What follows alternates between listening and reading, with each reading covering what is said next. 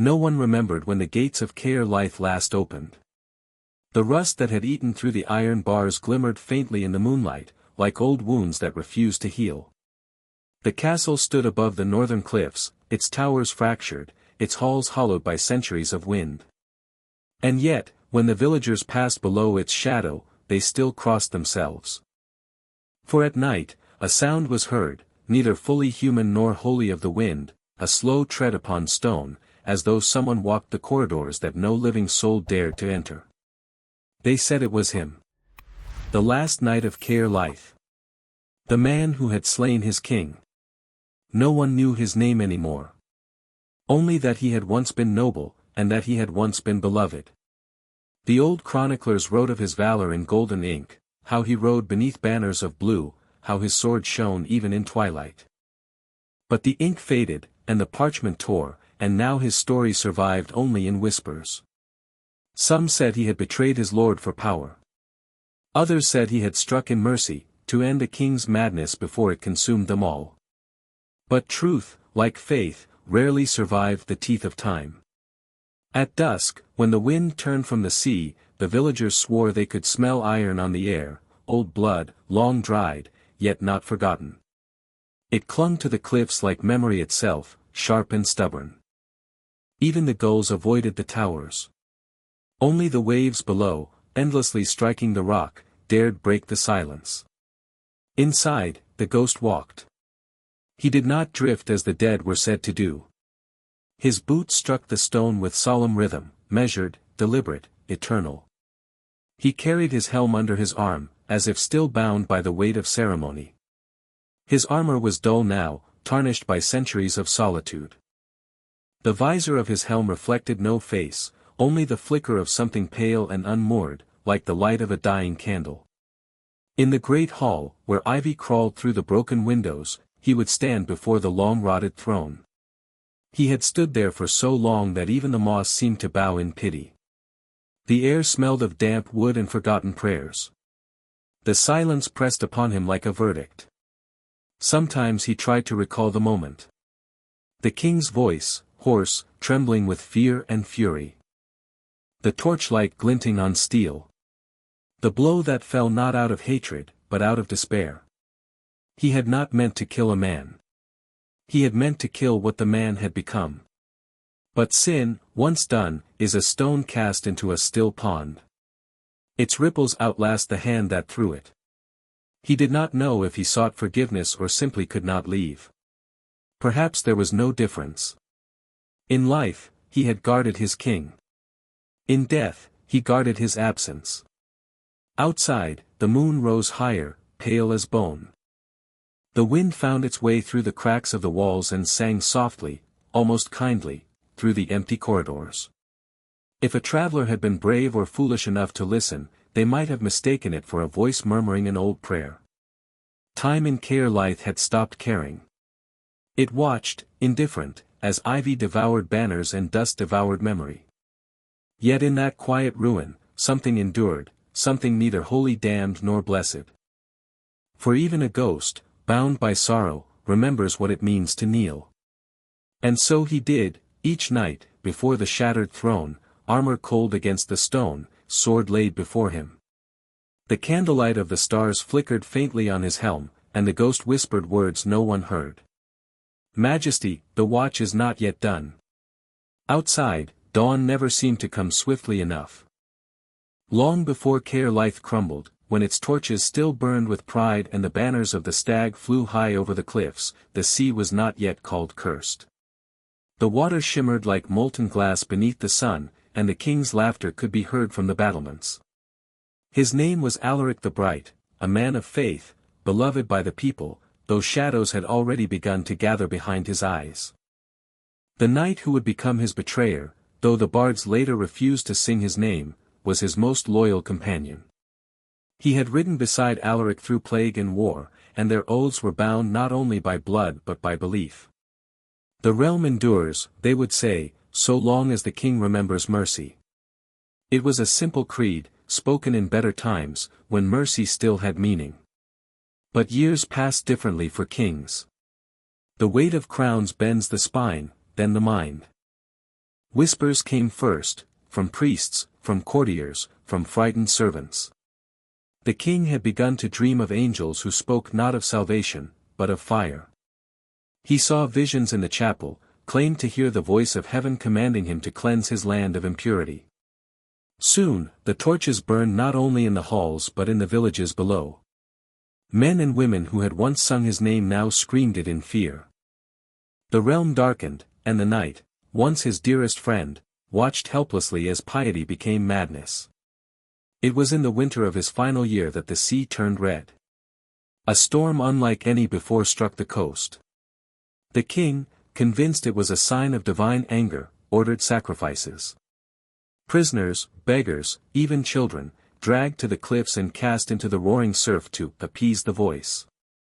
The night stood by, silent, the salt of the sea and the salt of his tears indistinguishable. To speak against the king was treason, to remain silent was damnation. He chose neither, for a time. But the night the queen fled the castle, the spell of loyalty broke. Her absence left the king hollow and the realm trembling. The night found Alaric in the chapel, kneeling before the altar, whispering to the void. Candles burned low, their wax pooling like pale blood upon the stone. The air was heavy with incense and despair.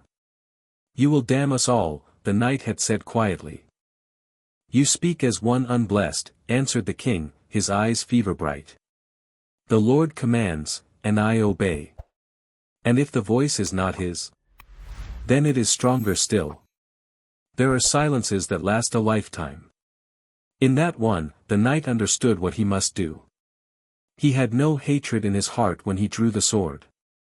Only a terrible calm, as though destiny itself had placed the blade in his hand. The king did not resist. Perhaps he saw, in that final moment, that mercy had returned to him, only by another's hand. When the blade struck, the sea outside roared so violently that the stained glass shattered, and the candle flames leapt toward the ceiling like spirits freed. The knight caught the king as he fell, lowering him gently to the ground. Alaric's lips moved once more, shaping words no living ear could ever claim to have heard. Then he was still. They buried him not in earth but in water, casting his body into the sea below Caer Lyth. The waves closed over him, dark and silent, as though eager to conceal both crime and grief. But the sea does not forget. From that day forth, it carried the faint scent of blood and the echo of a voice that whispered through storms. The knight remained. He could not flee, nor beg absolution. The priests called him cursed. The soldiers refused his orders. The people called him regicide, and soon the castle emptied. Alone, he kept vigil, guarding the walls not from invaders, but from memory itself. In time, his flesh failed. But his penance did not. And so, when centuries later only ruin remained, the spirit of the knight still walked the halls. He did not wail or rage, for ghosts that know their guilt seldom need to. Instead, he waited, perhaps for forgiveness, perhaps for the king to rise from the sea. For beneath the cliffs, when storms strike and thunder rolls, villagers still swear they can hear two voices in the wind, one calling, one answering. "Majesty, the watch is not yet done." "Then let it be done forever." It was 100 years after the fall of Caer Lyth when Brother Edrin came to the cliffs. He was not a brave man. Monks seldom are. His courage was of a quieter kind, the courage to look upon ruins without turning away. The monastery where he served, St. Amar's by the river, had burned during a lightning storm that left nothing but the scent of charred oak and wet parchment. They called it the Monastery of Ashes now, though few returned to it. He carried its last surviving book, a plain leather-bound chronicle, pressed close to his chest beneath his cloak. The wind off the sea gnawed at his face, sharp as knives of salt. It was said the chronicler before him, Brother Theon, had written of a haunting near the coast, of a knight who could not die. Edrin had read those pages by candlelight, tracing the ink with a trembling finger, until he knew the tale by heart. Yet something in the margins had disturbed him, a prayer, scrawled in haste and half erased by time. "Forgive him, O Lord, who guards the silence thou hast left behind." It was not clear whom Theon meant, king, knight, or both. But Idrun, restless and drawn by a voice he could not name, set out to see for himself. He found Caer Lyth as the sun sank behind the horizon, the last light spilling like blood across the sea. The air smelled of rain and rust. The gate hung askew, bound by ivy and shadow. When he entered, his lantern's flame seemed small enough to drown in the darkness. Every footstep echoed longer than it should have, as though the walls were listening. Inside the chapel, he found what remained of the altar, a stone slab, fractured clean down the middle, as if struck by lightning or grief. The walls were scrawled with symbols he did not know. Dust moved in the air like breath. And then he heard it, the faint rhythm of footsteps above him. Measured. Heavy. Slow. He called out, his voice trembling with the echo of his own fear. No answer. Only the quiet sound of metal brushing stone. He thought of the chronicles, the story of the king who fell, the knight who stayed. He whispered a prayer, not out of faith but of habit. If you are lost, he murmured, I will write you back into memory. The words must have pleased the dead, for the air changed. The flame of his lantern flickered violently, then steadied. And in its weak glow, Brother Idrun saw, faintly, as if through water, the outline of a man in armor standing at the far end of the hall. Not transparent, not ethereal, but dimmed, as though the world itself refused to fully remember him. The knight turned his head slightly, and though his face was shadow, Idrun felt the weight of his gaze, vast, sorrowful, almost gentle. You should not have come, said the ghost. The voice was like wine through old bells, neither sound nor silence. I came to understand, whispered Idrun. There is nothing here to understand. Then why do you remain? Because he does.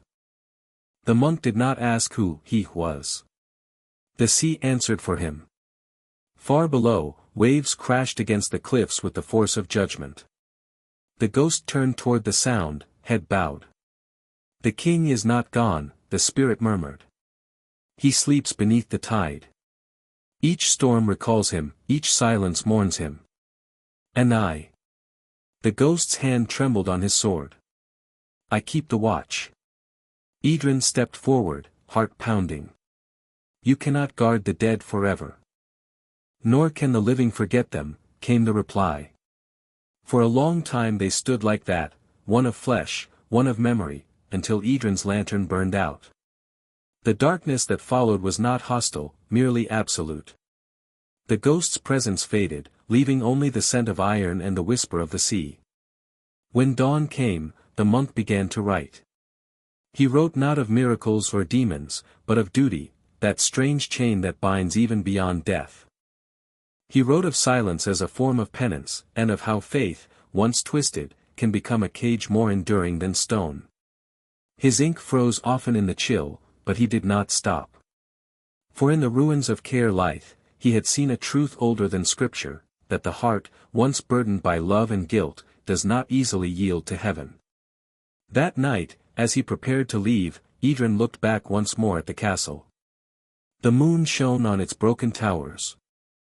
And just for a moment, he thought he saw two figures standing side by side, one crowned in shadow, the other bowed in grief, watching the sea as brothers might. Then they were gone. Only the wind remained, whispering through the stones. When Brother Idrun's manuscript reached the abbey of St. Ruffin, it was already stained by sea salt and candle soot. The monks read it aloud in the refectory during the long snows of the following winter. Outside, frost sealed the cloisters, bells froze in their towers, and the air smelled of tallow, damp wool, and ink. Some of the younger brethren wept, others crossed themselves, muttering that no good could come of such a tale. But stories, once loosed into the cold, travel farther than their tellers ever intend. By spring, pilgrims began to walk the coastal road toward the ruins. They came not seeking relics, for there were none, but something harder to name, the reassurance that penance could outlast despair. Fishermen carried crude offerings of salt bread, widows brought locks of hair from the drowned. The old path wound through thorn and mist until the black silhouette of Caer Lyth rose from the fog like the hull of a sunken ship. Most turned back before reaching the gate. Only a few crossed the threshold, those whose faith had become a wound that would not close. They said the silence inside was so dense it pressed against the lungs, and that a smell lingered in the air, not of rot, but of iron after lightning. Some heard a slow tread above them and fled. Others stayed, kneeling on the cold flags until dawn, claiming that a shadow passed by and touched their brows as gently as ash. The church, uneasy with such rumors, sent a delegation, 3 friars and a scribe. The scribe was a young woman disguised beneath a hood, for her skill with letters exceeded that of the brothers. Her name was Marith of Varn. She had copied Edrin's text by lamplight in the archives, tracing each word until she could recite it by heart.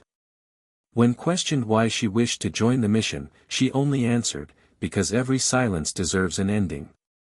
Their journey took them through forests where the snow never melted. At night, wolves howled as if warning them back. Marith wrote by firelight in her small journal, noting the way frost etched delicate stars upon her inkpot, how the smell of pine resin mixed with the faint odor of burnt parchment from St. Amar's. She wrote of her dreams, too, of waves beating endlessly upon stone and a voice, patient and sorrowful, repeating a single phrase, "The watch is not yet done." When they reached the cliffs, the wind nearly drove them to their knees. The friars prayed loudly to drown their fear, Marith did not. She simply listened, to the roar of the sea, to the whisper that slid through the cracks of the ruined gate like a confession. Inside, their lanterns revealed broken shields, fallen tapestries, and, upon the chapel wall, Brother Edrin's last words carved in crude Latin.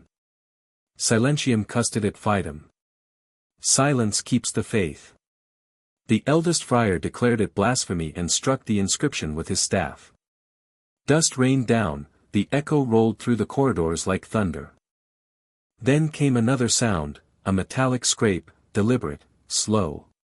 One of the brothers dropped his lamp. Its flame died, leaving them in utter dark. In that darkness, Marith felt a presence pass by her shoulder, neither warm nor cold, only immense. She dared to whisper, "Are you the knight?" The answer came not in words but in a weight that settled upon her heart, like sorrow made tangible. She understood then that the tale was no fable. Something here had chosen duty over peace, and that choice had chained the world itself to grief. When dawn returned, the friars found Marith standing alone before the shattered throne. She held her journal open, her pen trembling. "He still watches," she said softly. "But not for vengeance. He waits for someone who will remember the king with mercy." They left her there. The friars would later claim she perished among the ruins, though others swore they saw her years later on the pilgrim roads, eyes pale as sea foam, speaking gently to strangers about forgiveness. As seasons turned, Caer Lyth became both shrine and warning. Pilgrims built small cairns of stones along the cliffs, each carried a single word carved into it: faith, duty, silence, mercy. The wind scattered them one by one, yet the tradition endured. For in every age, someone hears that same whisper beneath the crash of waves, and feels the burden of a vow they never swore. No man could say when the sea began to change. It came quietly, as all miracles and curses do, first a shift in the wind, then a new tone in the breaking waves, low and deliberate, like the sound of breath drawn through hollow bone. The fishermen of the coast said it spoke words. At night, when the tide swelled to the foot of the cliffs, they swore they heard a voice beneath the surf, deep, measured, regal. Those who listened too long returned pale and trembling, unable to speak of what they'd understood. Old women in the villages murmured that the king beneath the sea had woken at last. They left candles along the shore, their flames trembling in the salt mist, and whispered to the dark water, begging it to sleep again. But prayers roll off the sea like rain from slate. In the monastery that had once housed Edrin's relics, Maritha's writings were found, pages smudged, sentences unfinished. He waits still, one line read, but not alone. The waves answer him now. The abbot, fearing heresy, ordered the text buried. Yet a novice, an orphan named Alwyn, hid a copy beneath his cloak and fled toward the coast. He had never seen Caer Lyth, but he had dreamt of it many nights, a castle lit by lightning, and two figures upon the battlements, one crowned, one kneeling. Alwyn's journey took weeks. Snow followed him down from the highlands, the taste of iron filled the air long before the sea itself appeared. By the time he reached the cliffs, he was half-starved and near delirium. Still, when the castle rose out of the mist, black and skeletal, something within him quieted, as if the place had been waiting, patient as a grave. Inside the courtyard, he found cairns of stone left by generations of pilgrims. Each bore a word carved by unsteady hands: hope, penance, silence. The wind moved through them with a sound like sighing reeds. The sea, invisible in the fog below, pounded against the rock in slow, deliberate rhythm. He entered the great hall. The roof had long since fallen, but moonlight lay across the floor like a blade. Near the dais where the throne once stood, a figure knelt, armor dull with age, helm beneath his arm, sword point to stone. Alwyn felt neither fear nor disbelief. He had seen this posture in his dreams. "You are the knight," he whispered. "I was," came the reply, the voice a whisper of wind through iron. "And the king? He calls. Even now." The ghost turned his head toward the open sky. The air quivered, and from far below came the echo of another voice, fainter, vast, as though the sea itself spoke through its own depths. It was not anger the sound carried, nor forgiveness. It was simply longing, the aching pull of two halves that time had torn apart. "He cannot rest?" Alwyn asked. "Nor can I." "Then what binds you?" "Memory." The word struck Alwyn like a bell. He understood, dimly, that the curse was not vengeance but remembrance. The knight's loyalty had become eternal because no one had ever dared to absolve him. His sin had lived on through the tongues of men who told the story only as warning, never as compassion. Alwyn knelt beside the ghost, the cold of the stone biting through his knees. "If I remember you with mercy," he said softly, "will that be enough?" For the first time, the knight's gaze lifted fully to his. What looked out from behind that battered visor was not despair but astonishment, the wonder of a man who had long forgotten the shape of hope. The sea grew still. The wind faltered. And from far below, the king's voice spoke once more, clear as a bell ringing beneath water. "Then let it end." The armor shuddered. A thin crack split across the chestplate, light seeping through like dawn beneath a door. The ghost rose slowly, sword dissolving in his hand like frost at sunrise. The air filled with the scent of salt and iron, then only the clean smell of rain. For an instant, Alwyn saw two figures standing together, the king, pale as the moon, and the knight beside him, no longer bowed. They looked toward the horizon, where the sea met the sky, and then were gone. Only the ruins remained, silent at last. The wind passed through without echo. The watch was over. Alwyn left the castle at dawn, carrying with him nothing but his journal and a strange, unburdened peace. When he reached the village below, he told the people, "The sea has fallen quiet." They listened, and for the first time in centuries, they did not cross themselves when the wind turned from the north. When spring came again, it was a quiet one. The storms rolled far out to sea, and the cliffs of Caer Lyth shone with new grass where only salt-stained stone had lived before. No cry of ghost or king carried on the wind.